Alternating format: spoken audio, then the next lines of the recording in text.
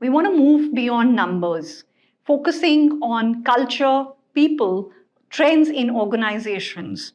We want to introduce the GT podcast. This GT podcast is going to act like the catalyst for conversations to change not just organizations but also our communities. Here's introducing People Pulse. Our guest today is Mr. Shiv Shivakumar with the topic culture. I request him to introduce himself. Thank you, Grant Thornton, Bharat, for inviting me on the session. My name is Shiv Kumar. I've worked essentially in multinational organizations. I had a long stint in Hindustan Lever, essentially in marketing and general management. Then I was the CEO of Nokia for India, and then CEO of Nokia for emerging markets, running 92 countries. And then I was the chairman of PepsiCo for South Asia. Currently, I'm the operating partner with Advent Private Equity. Thank you. Thank you, Shiv. That's such an impressive career. My first question to you on culture is culture itself is so misunderstood. People talk about culture, they think about flexibility to work from home. Some think about they want to, wear whatever they want to work. What do you think truly defines culture? What really is culture? Yeah, to me, and I've thought about this over many years, many transformations, working with many teams, with organizations, etc. To me, culture is the collective expression of a bunch of people. It's their collective expression. So, for example, if the collective expression of Grant Thornton is aggressive, then you have an aggressive culture. If the collective expression of the people in Grant Thornton is collaborative, okay, one for each other, then you have a collaborative culture. So culture is not, and this is a mistake organizations make, and specifically CEOs make, CHROs make, and the media makes. CEOs, CHROs, and the media try to portray culture as something which is driven from the top, which is a manifestation of CEO behaviors. That is not true at all. A CEO can be very empathetic, very good, and his organization can be an aggressive organization.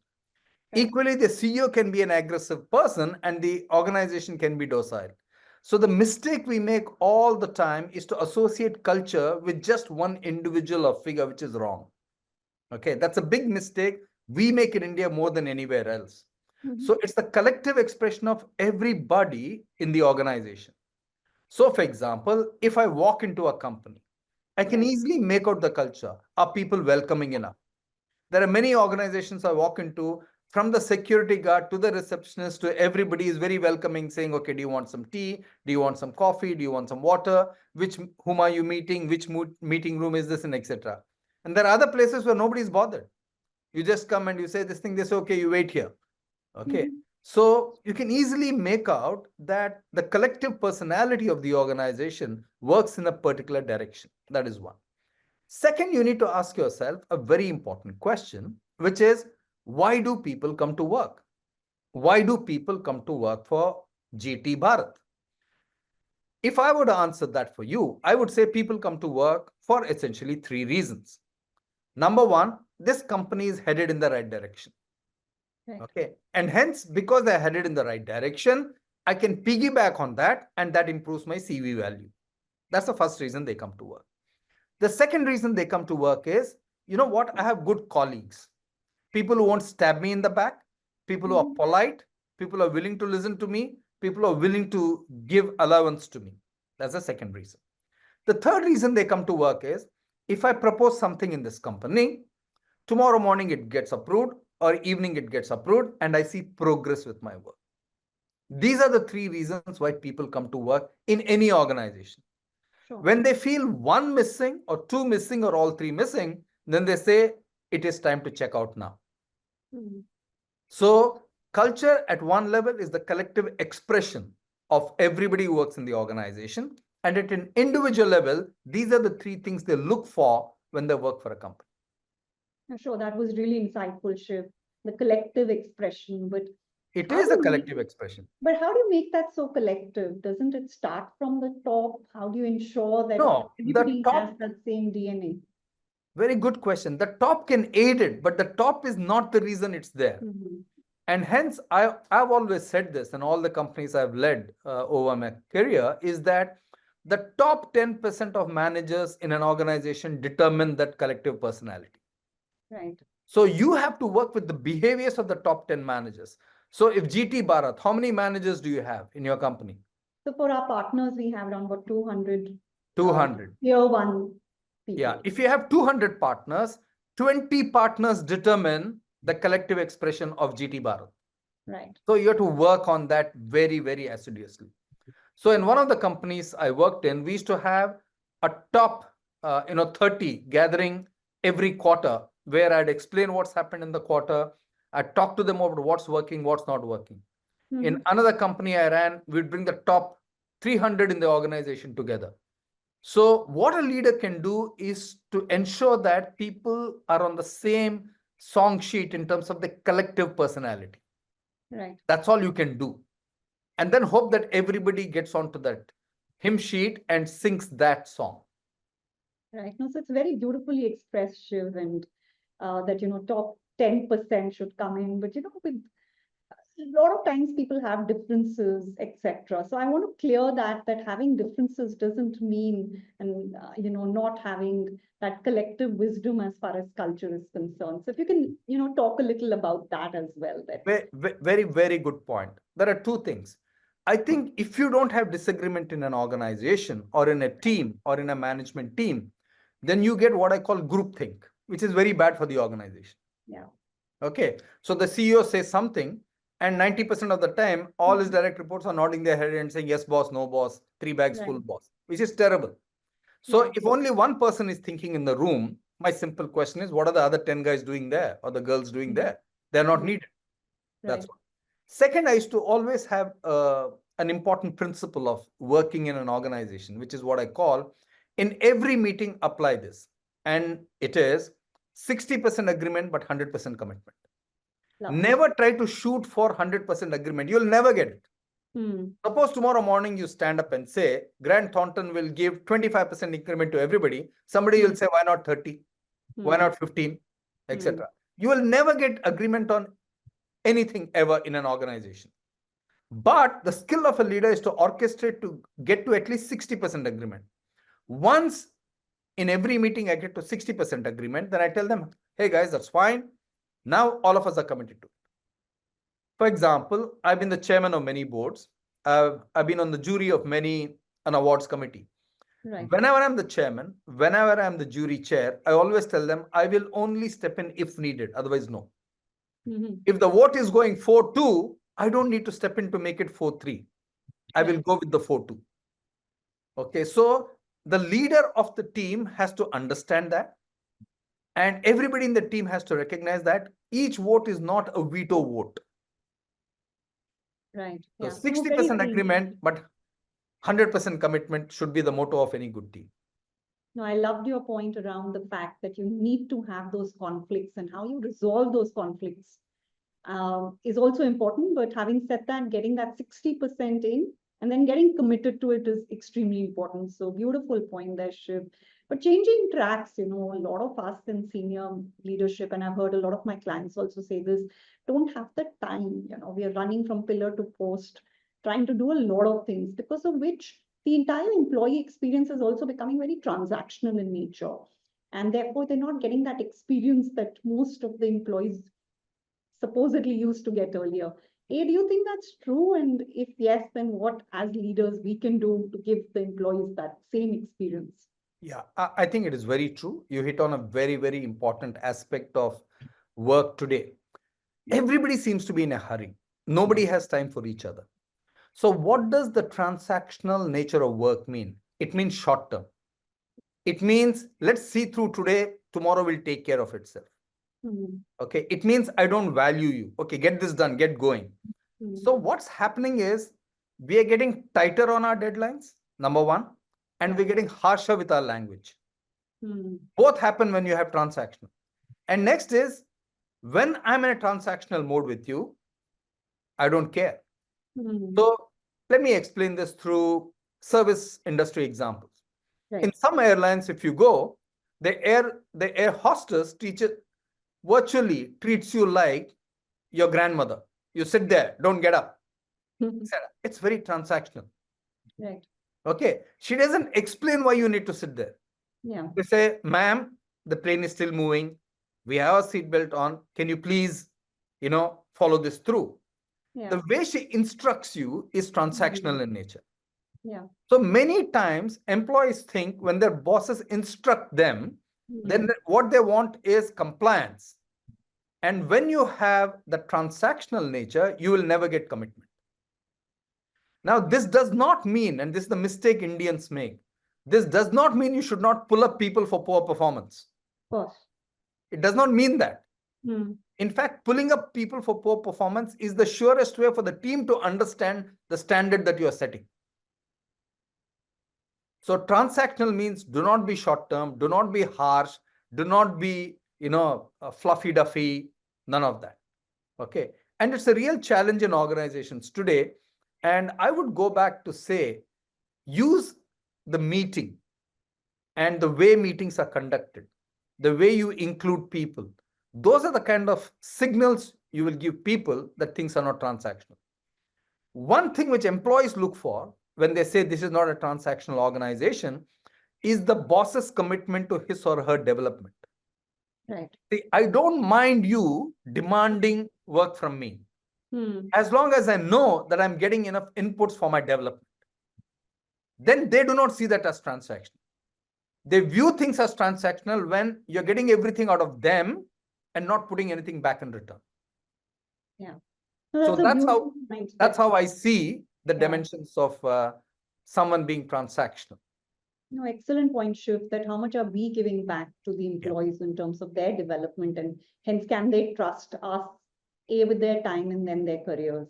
So if we do that, then overall the culture, etc., will also improve. No, absolutely. But there's a lot of talk also around toxicity, and especially when you hit that point around number of hours that you're working.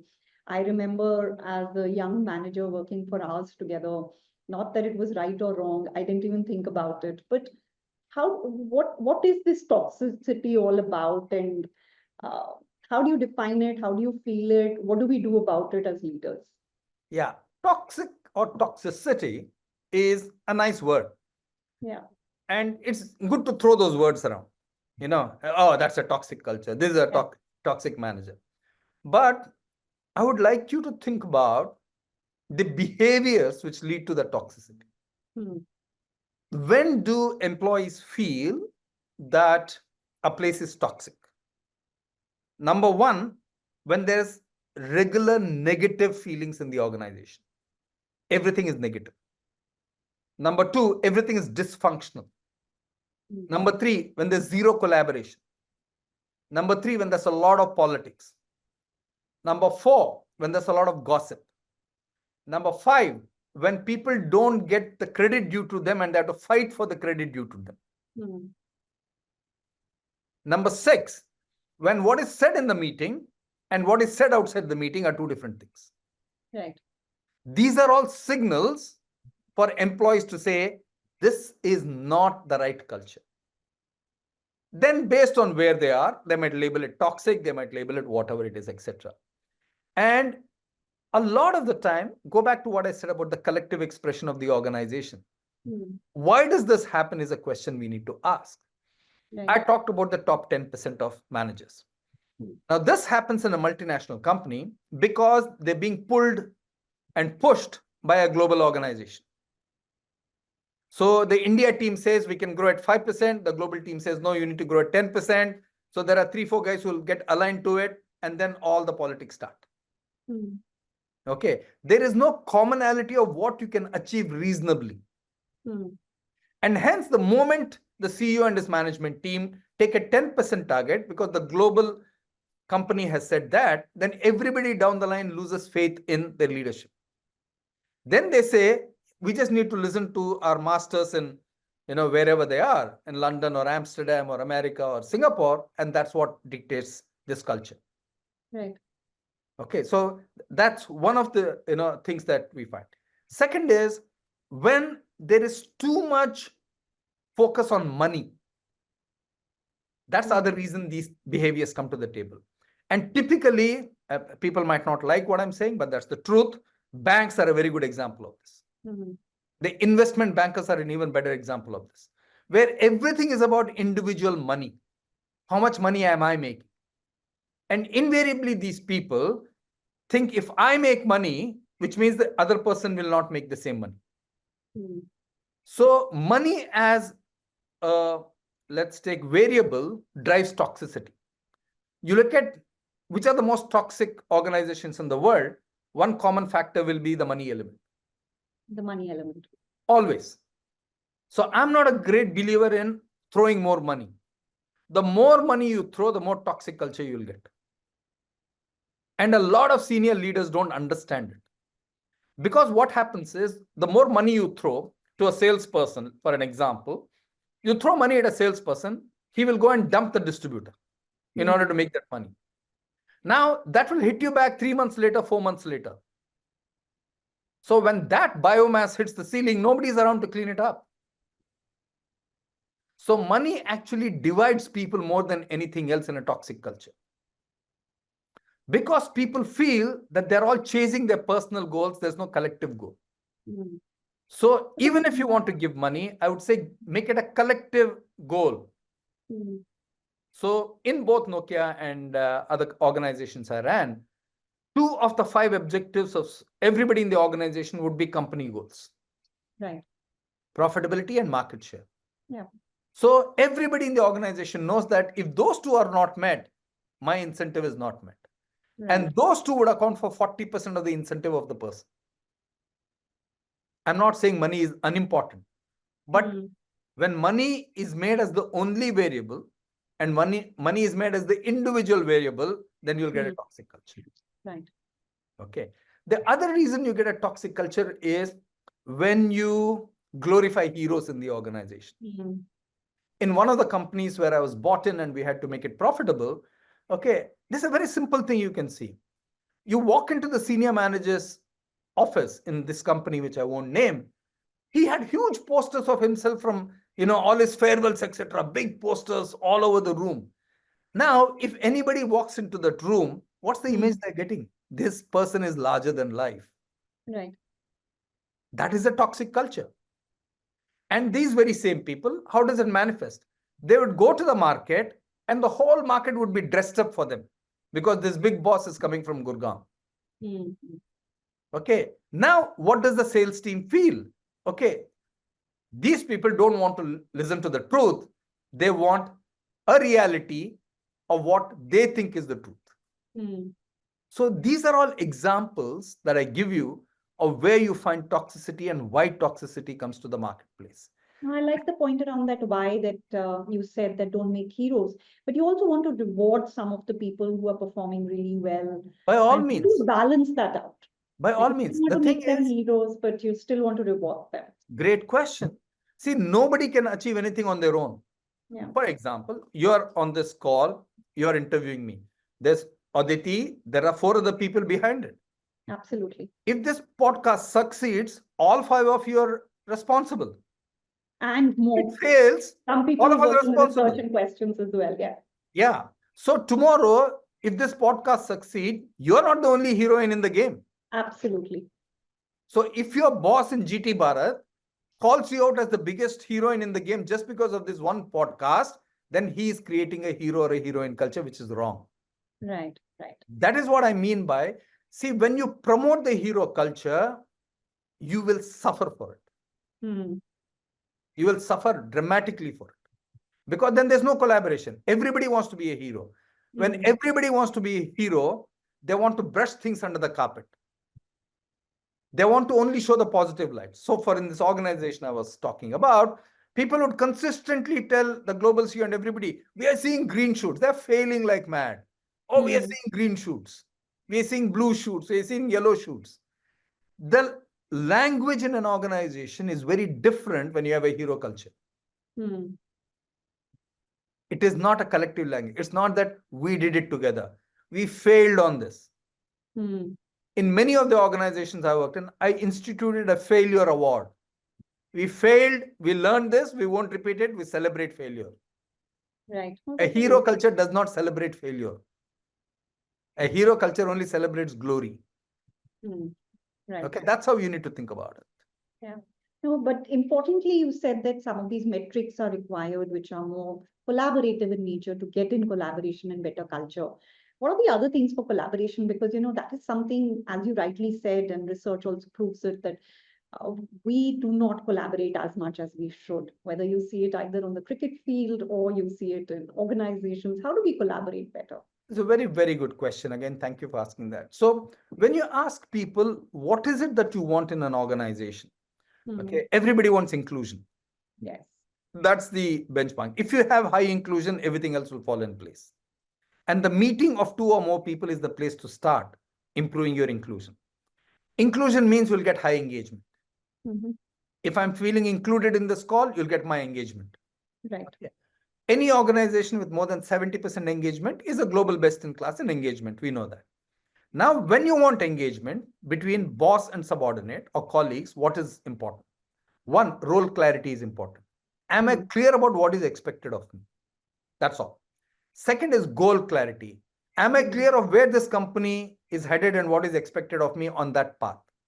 Right. Number three, do I have regular reviews and development chats with my, immediate supervisor? And finally, are these three things authentic in the way they happen? If you can manage these four between every leader and his team, you will get much better results, much better engagement, much better inclusion. And whenever you find the short, you will run foul of this whole process. A very good indicator, I can tell you it's happening right now in GT Bharat. You'll find that the first time manager scores are the lowest on this. Always in every organization. Your organization is no different. Simply because we have promoted a first time manager because he was an individual contributor. The moment he becomes a team leader, he's still behaving like an individual contributor, not like a team leader. Right. Yeah. And that's why their scores are always very low. That is where your intervention, that is where your coaching needs to happen. So something like 58 to 60% of the problem is with first-time managers. So if you have the proper interventions there, you'll get a very different organization without the hero culture. No, great, great point. Some of the things are difficult to do in terms of taking time, etc., but great points. And something connected to this is about feedback. We're not very authentic and honest with our feedback. Maybe some of the times it's not even timely. It is the latest things that happen is what we give feedback on. It's not through the year. What should we do about feedback? Because one of the tenets of good culture would be feedback. Very good question. The first is feedback should not happen, or you should not give feedback on what happened yesterday or day before yesterday. Right. Okay. So maybe take your time. Yeah. Okay. Number one. Second is don't play the same record on feedback. Oh, in 1942, you did this. In 1921, you did. Irrelevant. Okay. Look ahead. Feedback is the breakfast of champions. There are very few people who say, give me feedback. Yeah. Okay. If somebody asks you for feedback, give them both the positive side of what they do. Equally, give them what I call developmental feedback. You say, these are things you can do better. Okay. If you only do one without the other, then you'll be seen as puffery. We used to have a chairman in one of the companies I was in. If you went to his room, it became so much of a joke. People would actually count number of times he said outstanding, extraordinary, fantastic, etc. He didn't mean any of it. Right. He just wanted you to leave happy from that room. Okay. So you have to balance it. So you have to talk about what is good in the person, what the person does well, what the person could do better. And next, you are willing to accept if you believe that the person will look after you. He has your back covered. So all the times I've seen when I give tough feedback, I tell them, maybe you can explore this training course. Maybe you need a coach. Maybe you need this. You also need to show them the path of development when you have tough feedback. And Indians, by and large, are very shy of giving honest feedback. And Indians, by and large, are very scared of taking tough feedback. Both apply. Trust me, in equal measure. One of the feedback I had when I was, you know, in one of the companies, I was the marketing head, and my boss called me. I had a fantastic year that year, and every number was met, etc. He called me to his room. We had booked a 45-minute session. He said, Shiv, you had a fantastic year. Now, how far you go in this organization is entirely in your hands. 2 sentences. End of discussion. Imagine you've had your best year, and this is what you get. Yeah. But at one level, he was being very honest, very truthful to say, now it's in your hands. It's not that we are not recognizing your potential, but you have to work harder. That's all. Right. So many times you also need to ask yourself, is the feedback meant to demotivate me, to put me down? Or is it genuine for me to lift my sights? And I think when employees get feedback, they don't look at it that way. They only want the nice things. Yes. Now, also at times when you're giving development feedback with things that you've done well, sometimes people do not understand the development feedback and only take away the great things said about them. And it's also called the sandwich theory, where the ham was really thin and they just took the bread away. So how do you make sure that all the points have also been taken away? I think one of the ways is, of course, intent and drive it with data, but very, what very else good can you question. do to Let me explain that. push it? Feedback is never taken positively if it's once a year. Yeah. One of the things I consistently have done right through my career when people have worked with me, almost every month they will hear from me about what they're doing well or not doing. If they did something well, I will send them personal notes to say, great job. If they didn't do something well, I would sit them down and say, you've let us down. You've let the company down. So when you are regularly giving feedback, then the final discussion is not a surprise. But let me also tell you, there are some people who don't want feedback. Like there was this guy who worked for me in 2 organizations.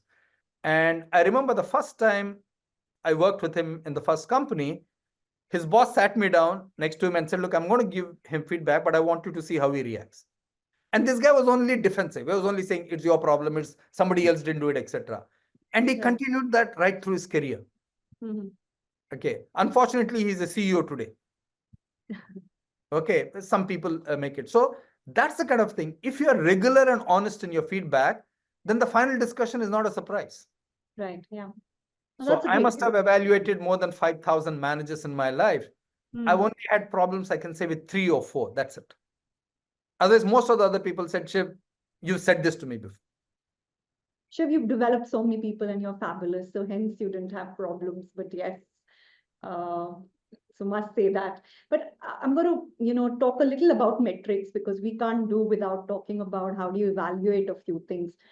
It's easy to evaluate how a company is doing. You look at the P&L, you look at so many ratios, etc. How do you look at culture? You talked about toxicity and you spoke about what are the 5 ways of looking at toxic culture. But how do you look at a great culture? And if you can name a few companies which have great culture, and therefore, what are the things that are working for them there?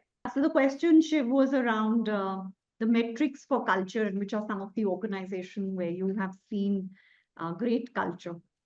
Yeah. So let's look at the traditional metrics that we always use in an organization to say that we have a good culture. Some of them might be valid, some of them might be invalid, but I'm giving you the metrics. Yeah. One metrics we talk about is engagement. Second metric we talk about is discretionary effort. Will people go beyond their job, beyond this thing for this?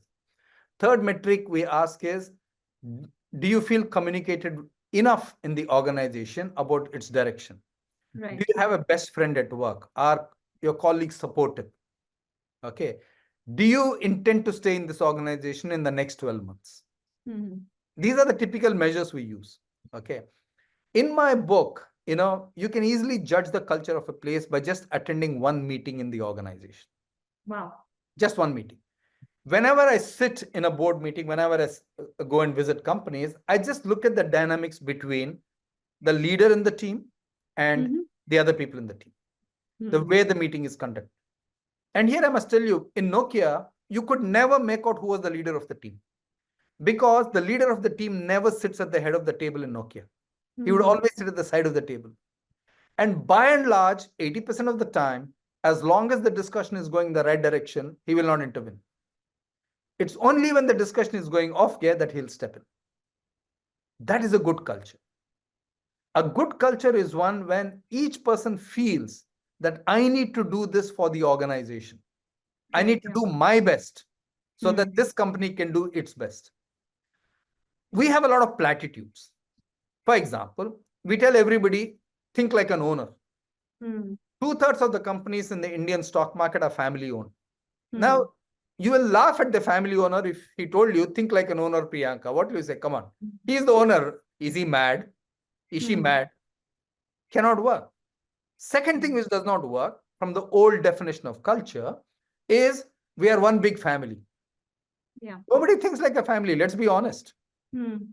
So now, what are the reasons for this? The reasons for this are the life cycle of a company. We don't know if this company will exist a few years from now. So I better take care of my career. I better take care of my development. As long as I'm with the company, if my stint with the company improves my CV value, I stay there. Culture has become very, very mercenary in that nature from an individual point of view. That does not mean the organization has to become mercenary. So the organization has to be the cushion or the safety net for a range of emotions and a range of things which individuals express in that company. For that to happen, the top 10% of managers and other people need to have a level of empathy and concern. So the other thing about cultures is you can get carried away and drink your own Kool-Aid. For example, GE had a very good culture, which was performance focused, very strong, have to collaborate. What are you learning from each other? All the right things. Then the next set of managers started believing in that Kool-Aid and just stopped taking negative feedback. So all presentations to Mr. Immelt and gang in GE headquarters became a theater of dreams. Okay. So you had to portray everything, like I mentioned in one of the companies, green shoots, yellow shoots, green shoots, utter rubbish. So a good culture is one where you can tell the truth and not be worried. You can go to sleep peacefully. When I worked as an area sales manager or a brand manager or a marketing manager in one of the early companies, I prided myself on telling my bosses and everybody else the truth. But that company changed when we had the wrong chairman who was all about himself. So a bad culture is one where the individual is doing things for himself ahead of the organization. No, thank you. Thank you. Just one question before I go to a rapid fire round with you, Shiv. There is this next generation, and we call it Gen Z, and we call it by various names.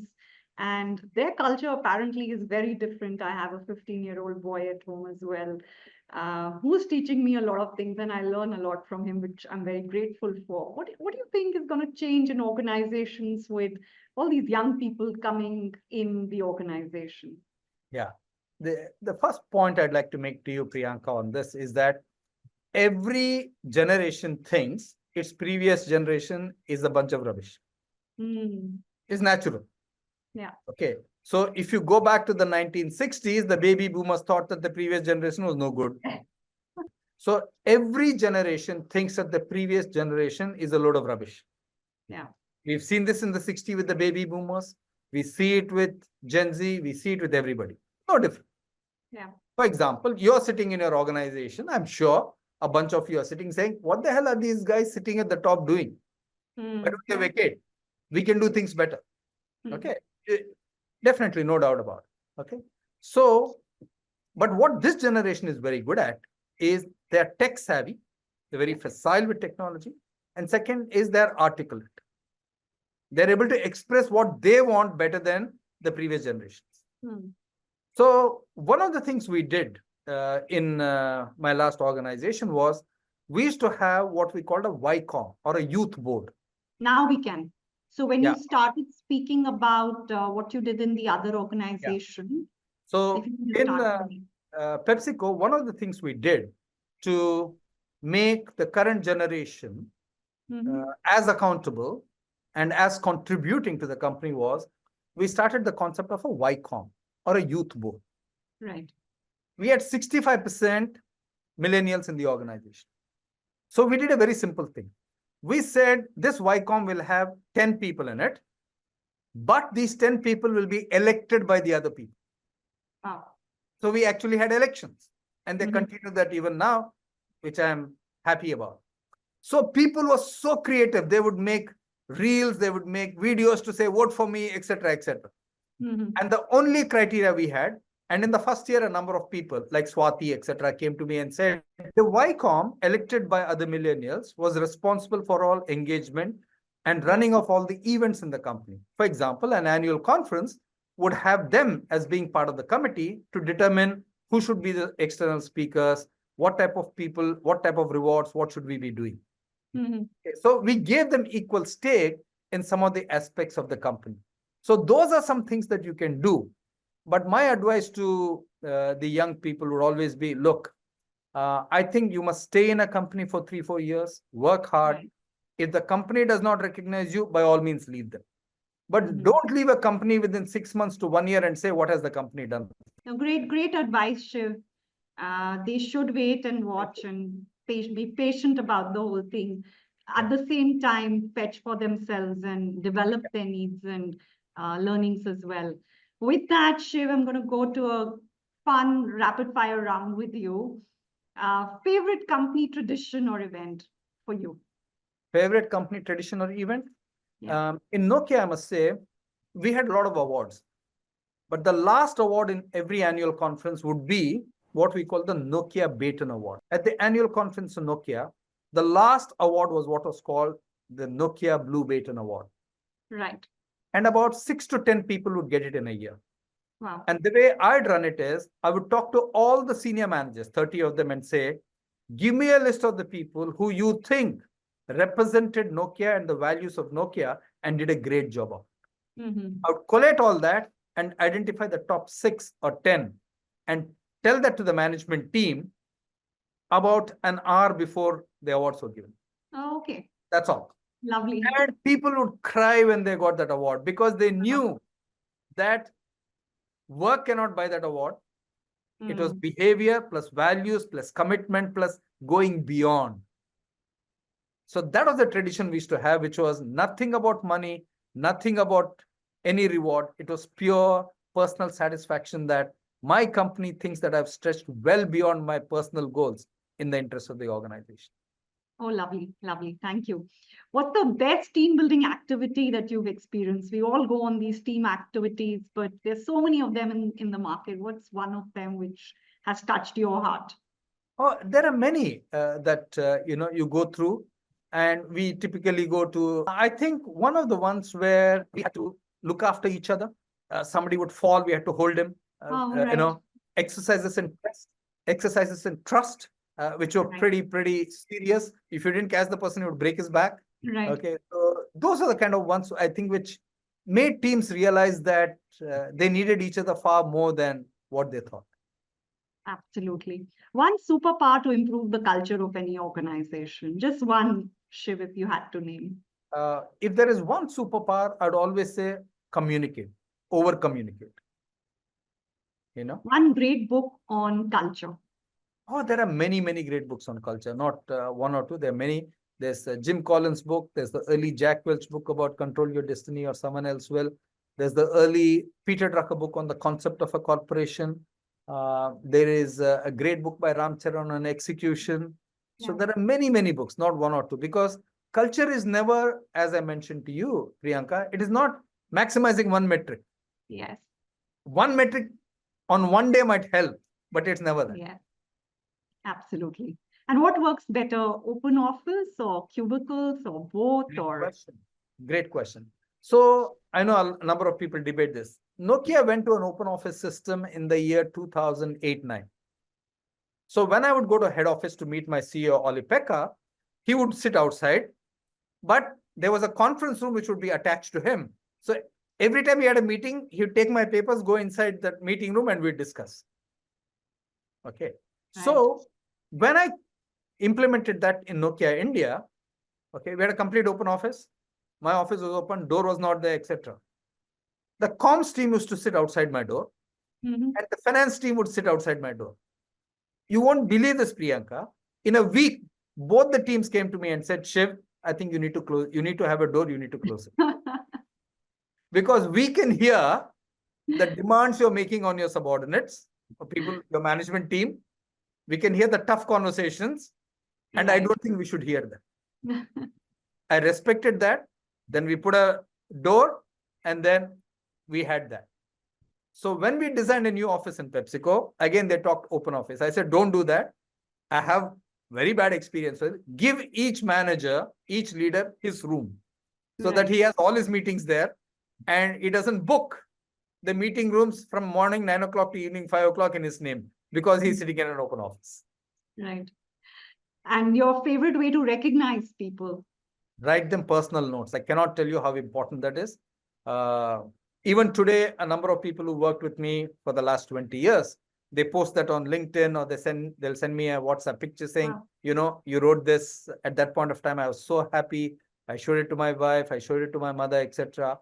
Because telling Priyanka, well done, is not the Right. same as sending her a note to say, Priyanka, well done. I'm really proud of you. Absolutely. That is on your board. So in every organization I've worked, people tend to have all my recognition notes on their pinned up on their board. Oh, lovely. And they keep it also forever. That's really nice. Yeah.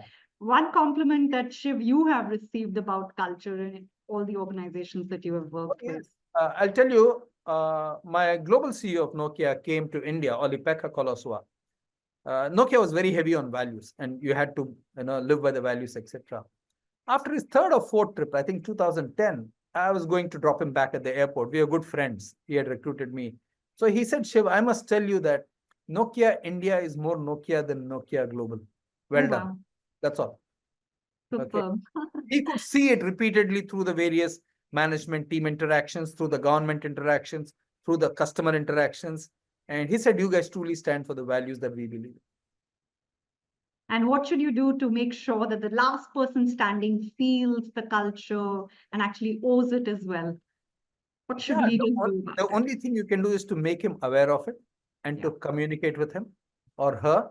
And the thing about being a CEO is if there are aberrations to it, then your employees are asking themselves, if Shiv is aware, why is he not doing something about it? Right. So you have to figure out what are the aberrations, and you have to step in. Super. Absolutely exciting speaking to you, Shiv. And thank you so much for your time and all the energy and effort that you've put in. And I'm sure all of us are really going to gain out of this. This is the GT People Pulse. And thank you so much for sharing your thoughts on culture for this. My pleasure, Priyanka. I wish you people the very, very best. And I'm sure that each of you will be tall leaders of big organizations in the future. Thank you very much for having me. Thank you. Thank you so much.